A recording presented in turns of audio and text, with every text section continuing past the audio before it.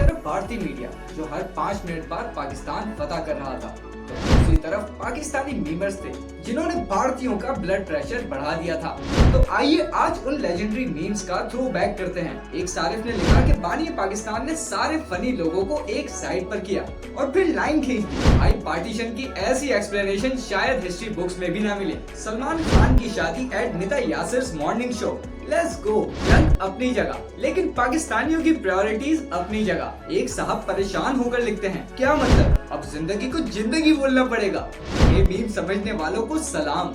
एक मोहतरमा ने गुस्से में कहा, इतनी गर्मी में कोई वलीमा नहीं रखता, इन्होंने जंग रख दी। फिर किसी ने सीधा डीएचए गोवा और डीएचए मुंबई का नक्शा बना दिया। पाकिस्तानियों का कॉन्फिडेंस लेवल अलग ही डायमेंशन में था।